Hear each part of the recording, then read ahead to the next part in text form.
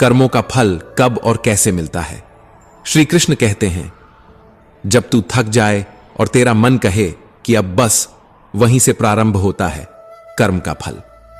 जिस पल तू ये सोचता है कि दुनिया ने तुझे भुला दिया, उसी पल ब्रह्मांड तेरा हिसाब लिख रहा होता है। कभी कभी फल उस रूप में नहीं आता जैसा तूने सोचा था। वो एक आशीर्वाद के कपड़े में छिपा हुआ कोई सबक होता है, या एक सबक के कपड़े में छिपा कोई आशीर्वाद। श्री कृष्ण कहते हैं, कर्म बोया जाता है मौन में और उगता है समय की अप्रत्याशित ऋतुओं में। न समय बताएगा, न संकेत देगा, पर फल टालता भी नहीं है। जब तेरा सबसे प्यारा रिश्ता तुझसे दूर चला जाए बिना किसी कारण, तब समझ कि तेरे किसी बीते कर्म ने तुझे सीखने का मौका दिया है, माफी का नहीं।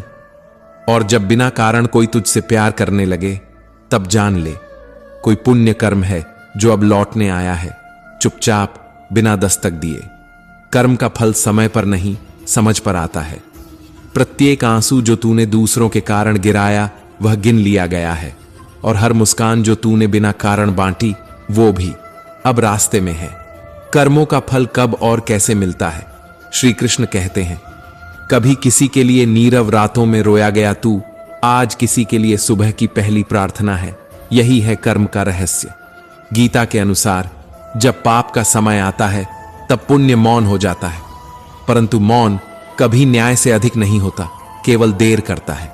क्योंकि फल की गति को समय नहीं टाल सकता, और भाग्य की रचना करने वाला कोई और नहीं, स्वयं तू है। जो कर्म कर रहा है वही भाग्य बुन रहा है। भगवान को दोष देना सबसे आसान है, परंतु सबसे बड़ा छल स्वयं के साथ यही होता है। आज जो तू रो रहा है, हो सकता है वो किसी और के आंसू थे जो तूने कभी देखे ही नहीं। कर्म को निष्काम कहने से वो निष्काम नहीं हो जाता जब तक तू उसे ईश्वर को समर्पित नहीं करता। हर भाव, हर विचार, हर इच्छा, ये भी कर्म है, और इन्हीं का फल सबसे गहरा होता है।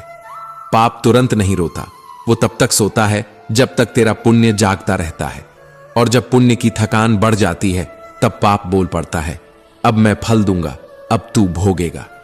यदि तू सोचता है कि तूने छिपकर कुछ कर लिया, तो जान ले, ईश्वर का न्याय छिपा नहीं करता, वो प्रतीक्षा करता है। वो प्रतीक्षा जो तेरी बुद्धि को भी भ्रम में डाल दे। सोचकर किया गया कर्म पश्चाताप की रेखा मिटा सकता है, परंतु बिना सोचे किया गया कर्म कई जन्मों तक तुझे उन्हीं रेखाओं के नीचे रुला सकता है। कर्म का फल निश्चित है, लेकिन उसका समय रहस्यमय है, क्योंकि ईश्वर की घड़ी में ना जल्दी है ना देर, वो सिर्फ न्याय है। इससे पहले कि हम इस विषय को गहराई से समझें, आपसे अनुरोध है कि इस वीडियो को अंत तक देखें। यदि आपको हमारा यह प्रयास पसंद आए तो वीडियो को लाइक करें और नीचे कमेंट में जय श्री राधे कृष्ण अवश्य लिखें। साथ ही अगर आपने हमारे चैनल को अभी तक सब्सक्राइब नहीं किया है तो अभी सब्सक्राइब करें और बेल आइकॉन जरूर दबाएं, ताकि हमारी हर नई प्रेरणादायक वीडियो सबसे पहले आप तक पहुंचे। श्री कृष्ण कहते हैं, कर्म बुरा हो या अच्छा, वह लौटता है तेरे पास, तेरे भीतर, तेरे ही जीवन में।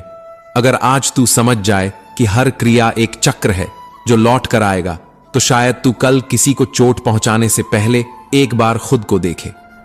श्री कृष्ण ने गीता में कहा, कर्म कर पर फल की चिंता मत कर। पर क्या तू समझा कि यह अनुमति है किसी भी कर्म की?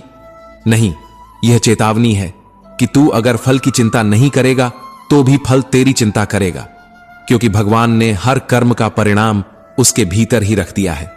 ईश्वर न्याय करता है, पर चुपचाप, धैर्य से, गहराई में। जो आज चुप है वो कल तूफान बन सकता है। अतः सोच और सोच फिर कर्म कर, क्योंकि सोचकर किया गया कर्म ही वास्तव में कर्म योग बनता है। कर्म यदि ईश्वर को अर्पित नहीं तो वो तुझे बांधता है, परंतु यदि वही कर्म तू ईश्वर को समर्पित कर दे तो वह तुझे मोक्ष के द्वार तक पहुंचा सकता है। तू क्या करेगा? बांधने वाला कर्म या मुक्त करने वाला कर्म? जो बंधन से जन्मता है वो पुनर्जन्म में उलझता है, पर जो ईश्वर के लिए होता है वो मोक्ष की ओर जाता है। जो तू कर रहा है वही तेरे भविष्य की नींव है, और नींव गहरी हो या खोखली, उसकी जिम्मेदारी किसी और की नहीं। भाग्य को कोसना सरल है, पर यह भूल मत कर कि भाग्य तेरा ही चेहरा है जिसे तूने अपने कर्मों से बनाया है। आज दुख है तो शायद कल तूने किसी और के सुख को चुराया था। प्रभु की दृष्टि में कोई क्षण व्यर्थ नहीं जाता, हर मुस्कान, हर आंसू गिन लिया जाता है। तू चाहे कितनी भी योजनाएं बना ले, अगर तेरे कर्म गंदे हैं तो तेरे भाग्य की किताब में उजाला नहीं लिखा जा सकता।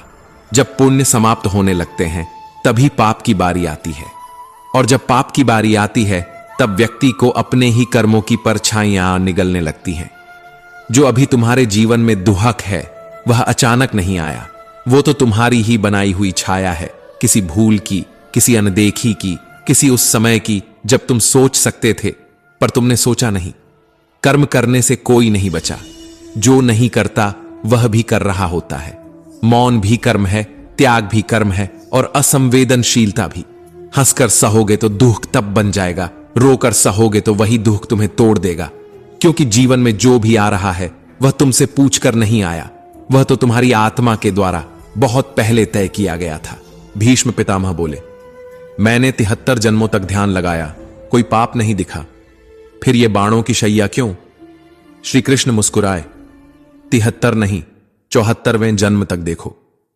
तब तुम किशोर थे, वन में गए थे, एक टिड्डी के शरीर में कांटा चुभा दिया था, बिना कारण, बिना दया। वही कांटा समय बनकर बाणों में बदल गया। तब भीष्म की आंखें बंद हो गईं, पर अब पीड़ा में नहीं, प्रज्ञा में। धृतराष्ट्र बोले, मैंने क्या अपराध किया?